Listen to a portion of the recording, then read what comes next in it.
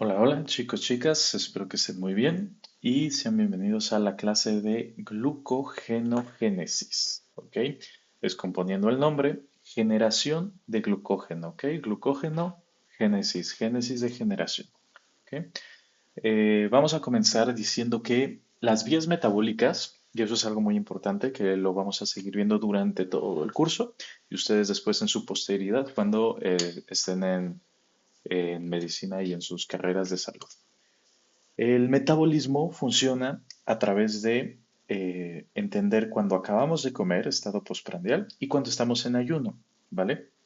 Cuando acabamos de comer, en el estado postprandial, pues tenemos muchísima glucosa dentro de nuestras células, dentro de nuestro torrente sanguíneo, eso ya lo vimos en la clase de absorción.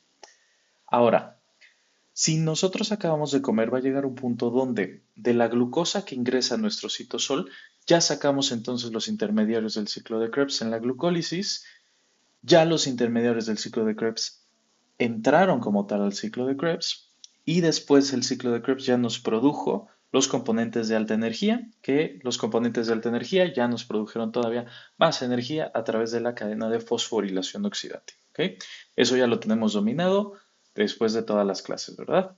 Entonces, ¿qué pasaría si nuestro metabolismo reconoce que ya tenemos suficiente energía para subsistir? Pues el metabolismo es tan inteligente que entonces se van a activar vías de almacenamiento. Si bien la principal vía de almacenamiento de energía que nosotros podemos pensar es a través del tejido adiposo, tienen razón, ¿ok? El tejido adiposo es una vía de energía, de almacenamiento de energía a largo plazo, ¿ok? Sin embargo, nuestro metabolismo también ha desarrollado una vía de almacenamiento de energía para el metabolismo de carbohidratos, ¿ok? Entonces, vamos a partir del hecho de que tenemos mucha glucosa en nuestras células. Y antes de que entonces se empiece la primera fosforilación por las enzimas hexoquinasa o glucoquinasa, lo que va a pasar es que la glucólisis va a quedar inactivada. ¿Por qué? Por el exceso de glucosa 6-fosfato. Si tenemos mucha glucosa 6-fosfato, se está autoinhibiendo la vía de la glucólisis. Entonces, ¿qué es lo que hace el cuerpo? Pues va a haber la acción de una glucosa 6-fosfatasa. Ujú. ¿Para qué? Para que se pierda entonces este fosfato que agregamos en el lugar número 6 de la glucosa y volvamos a tener glucosa. O bien, todos los componentes de glucosa que están ingresando a nuestro citosol dejen de convertirse en glucosa 6-fosfato. Entonces, tenemos glucosa en el citosol.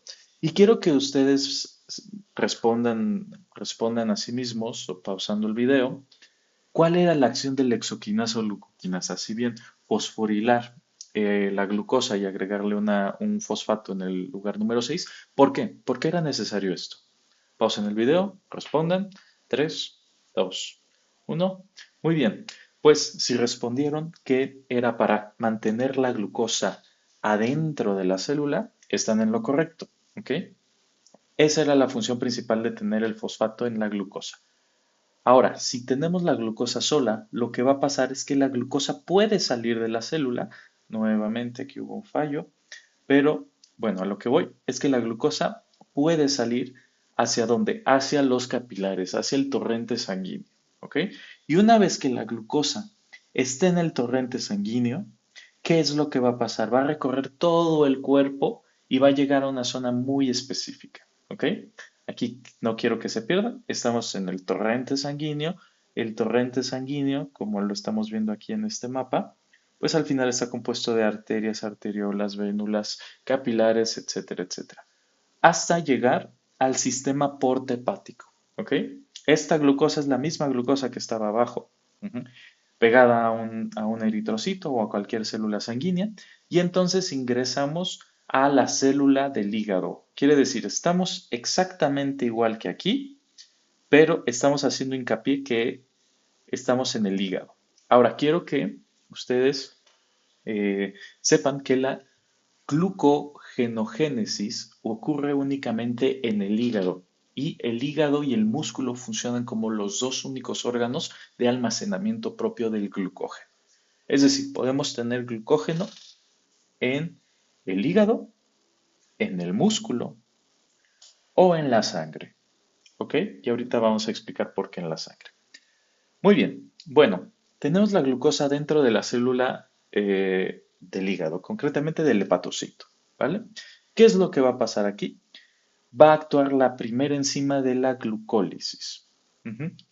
La glucoquinasa. Ahora, ¿por qué es glucoquinasa y no exoquinasa? Se los pregunto a ustedes. Pausen el video. 3, 2, 1. Muy bien, si respondieron que la glucoquinasa es porque es la única que está presente en el hígado y la exoquinasa está presente en todos los demás tejidos, pues están en lo correcto, ¿ok? Lo que hace entonces la glucoquinasa, ya dijimos, poner un grupo fosfato en el lugar número 6 de la glucosa. Ujú. Entonces tenemos glucosa 6-fosfato. ¿Para qué? Para que la glucosa 6-fosfato entonces no se vuelva glucosa y se salga del hígado y vaya a la sangre, ¿verdad? La queremos adentro del hígado. Y ahora aquí viene algo muy importante, porque si bien siguiéramos con la vía de la isomerasa, de la enzima que se llama isomerasa, pues tendríamos entonces fructosa 6-fosfato y arrancamos con la glucólisis en el hígado, lo cual no es el propósito. Entonces tenemos una enzima muy importante que es la fosfoglucomutasa. ¿Qué es lo que va a pasar? El fosfato que tenemos en el lugar número 6 lo vamos a cambiar al lugar número 1 de la glucosa, a manera de que tenemos glucosa 1-fosfato. Ujú. Muy importante, este proceso requiere magnesio. Vemos nuevamente la importancia de las coenzimas y de los cofactores al momento de producir esto. Una persona que tenga deficiencia de magnesio, pues no va a poder producir los mismos niveles de glucógeno que una persona que no tiene esta deficiencia de magnesio, ¿vale? Y entonces a partir de la glucosa 1-fosfato arranca la glucogenogénesis, ¿ok? Importante, para que arranque también vamos a necesitar unas cositas. UDP. ¿Qué quiere decir UDP? Uridina difosfato pirofosforilasa. Es una molécula muy específica. Ujú. Y el UDP va a tener un ciclo específico en la célula. ¿Me interesa que se lo sepan? No, no me interesa. Lo único que quiero que ustedes sepan es que necesitamos el UTP para entonces poder producir uridina difosfato, que se le va a sumar a la glucosa, a manera de que tenemos UDP glucosa. UDP pirofosforilasa es la enzima que cataliza toda esta reacción. Entonces, cuando tenemos UDP glucosa, requerimos que exista un glucógeno previo, ¿ok? No podemos generar glucógeno, y esto es, yo creo que es lo más importante de toda la vía. No podemos generar glucógeno si no tenemos un cebador de glucógeno. ¿Qué es un cebador? Es, es el glucógeno preexistente más una proteína que es la glucogenina. ¿Ok? Entonces, la UDP glucosa junto con la glucogenina y el glucógeno previo nos va a formar el cebador de glucógeno, que es una zona donde le va a decir a las glucosas, aquí es donde ustedes se tienen que insertar para entonces poder ir generando las cadenas de glucógeno. Finalmente, el glucógeno no es más que un cúmulo de glucosas agrupadas en el hígado que después van a pasar al músculo. ¿Ok? Entonces, todo este proceso al final nos va a desprender el UTP, volviéndolo UDP, y nuevamente entonces aquí se genera el ciclo que no quiero que ustedes se aprendan. Una vez teniendo el cebador de glucógeno junto con la glucosa que se le va a pegar, necesitamos la glucógeno sintasa, que es una enzima, ¿ok? Enzima, ya saben el apellido, sintasa quiere decir generar glucógeno. Entonces, vamos a empezar a poner, quiero que ustedes ahorita se imaginen una serie de, vamos a poner plumones rojos y verdes, ¿ok? Primero, el plumón rojo va a ser el cebador del glucógeno. Y entonces se empiezan a poner una serie de plumones verdes, ¿ok? El verde va con el verde y ve después más verde y verde y verde y verde y verde, ¿ok? Esas son las unidades 1,4-glucosilo. Si se acuerdan en la absorción, ujú, o sí, si se acuerdan en la absorción, cuando actuaban las amilasas, la amilasa salival y la amilasa pancreática, la amilasa salival nos cortaba los enlaces alfa 1,4 y la pancreática los alfa 1,6 y alfa 1,4. Entonces, es exactamente la misma lógica. Vamos a comenzar a poner solamente los enlaces alfa 1,4. Y entonces va a pasar que vamos a llegar a tener 11 glucosas unidas al mismo cebador, ¿ok?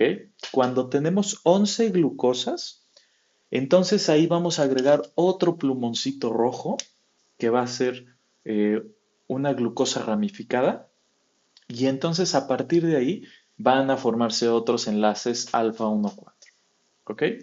Hablando un poquito más técnicos, vamos a tener la enzima ramificadora, que también es una enzima muy importante. Estas enzimas sí se las voy a preguntar, sí son relevantes y lo más genial de todo es que les dice bastante de lo que hace en la glucogenogénesis. Entonces, la enzima ramificadora, como les dije, imagínense que les coloca un plumón rojo a toda la línea de 11 plumones verdes que ya se están imaginando. Esto como tal es una unidad alfa 1,6. Ujú, alfa 1,6. Y esto permite que entonces nuevamente se vaya acumulando los plumones verdes a la nueva ramificación de plumón rojo que acabamos de crear. ¿Ok? A eso se le conoce como glucógeno. Esa es la molécula que realmente lo que tiene es un montón de glucosas almacenadas en sí. ¿Ok? Realmente creó un carbohidrato que está en el hígado. Muy importante, si un paciente no tiene la enzima ramificadora, lo cual sí se llega a presentar y es una deficiencia metabólica grave, ujú, va a presentar hepatomegalia, es decir, el hígado va a estar crecido. Ujú, Megalos, grande, hepato, hígado. ¿Ok? Hepatomegalia. ¿Por qué creen? 3, 2, 1. Porque el glucógeno no se va a ramificar. Entonces, imagínense ustedes una serpiente sumamente grande y sumamente larga, ¿ok? Imagínense ustedes una boa constrictora o la serpiente que ustedes quieran. Yo solo quiero que ustedes se imaginen algo muy, muy largo. ¿Cómo es más fácil almacenar eh, una cosa tan larga, ¿ok? Pues haciéndose bolita, ramificándose, ¿ok? Si se dan cuenta, las serpientes lo que hacen es enrollarse y entonces en lugar de estar cuidando los 15 metros que pueden llegar a medir o los 11 metros que pueden llegar a medir, solamente se preocupan como por un círculo de lo que están enrollados. Pues algo así sucede con las ramificaciones de glucógeno. Si el glucógeno no se puede ramificar, las unidades alfa 1,4 se van a extender tanto que al final van a causarnos que el hígado crezca, se distienda, duela y nos cause problemas, ¿ok? Problemas ya bastante severos, ¿vale? Entonces, una vez que tenemos el glucógeno ya formado en el hígado, lo que va a pasar es que el glucógeno puede ser nuevamente mandado por medio de los vasos sanguíneos y almacenado en el músculo. Las reservas de glucógeno van a estar dadas en un porcentaje muy grande en el músculo. ¿Ok? Es por eso que dicen, cuando estás en ayuno muy severo, lo que empieza a bajar es el músculo. Bueno, no precisamente baja el músculo, lo que hace el músculo es perder reservas de glucógeno. ¿Ok? No pierde las proteínas, eso es otra vía que después veremos. Pero lo principal que pierde el músculo cuando se tiene un estado de ayuno severo es el glucógeno. Ujú. Concretamente, después de 24 horas de ayuno se agotan las reservas de glucógeno. Ujú. Ahora, vamos a volver a explicarlo de una manera un poquito más didáctica con estas pelotitas, ¿ok? Lo más importante, tenemos la glucogenina con el glucógeno, que en este caso son las bolitas aqua, es un glucógeno preexistente, acuérdense. Si no tenemos el cebador de glucógeno, que el cebador de glucógeno es formado por la glucogenina, el glucógeno preexistente y el UTP glucosa, no vamos a poder generar glucogenogénesis. Entonces, tenemos aquí la glucogenina, que es la bolita azul, junto con la, vamos a decir azul rey, con las bolitas aqua. Recuerden, ya la acción de la glucogenosintasa es estas bolitas ya de azul cielo, que van a representar las glucosas añadidas, lo que hacen es empezar a unirse a las glucosas preexistentes del glucógeno. Entonces empezamos a tener la ramificación, ¿ok? ¿Estos qué enlaces van a ser? 3, 2, 1. Muy bien, pues sí, van a ser enlaces alfa 1, 4. ¿Aquí encontramos alfa 1, 6? No, todavía no. ¿Por qué? Porque no tenemos la enzima ramificadora todavía. Ahora, en el siguiente paso, sí tenemos la enzima ramificadora.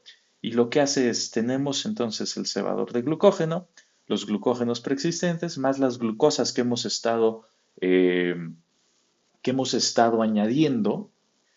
Lo que hace es, aquí se forma un enlace alfa 1,6, el cual hace que nuevamente se empiece a ramificar más glucógeno. Era lo que les explicaba. En el hígado es mucho más fácil almacenar algo así que almacenar estos glucógenos que siguieran creciendo y siguieran alargándose. ¿Ok? Sería un proceso patológico eso. Pues muy bien, este glucógeno al final va a pasar ¿a dónde? Va a pasar al músculo, donde se va a almacenar para después, en el remoto caso de que se nos baje la energía, que tengamos ayuno o que el cuerpo lo demande, romper ese glucógeno y entonces ¿qué va a salir? Pues va a salir glucosa. ¿Y esa vía cómo creen que se llama? Glucógeno lisis. Lisis es ruptura, ruptura de glucógeno. ¿Ok? Pero pues eso ya les estoy dando un breve spoiler de la siguiente clase. Y espero que haya quedado bastante claro. Nuevamente, tengan sus dudas listas para la clase presencial. Y por otro lado, pues nos estamos viendo la siguiente semana o en el siguiente video. Muchas gracias.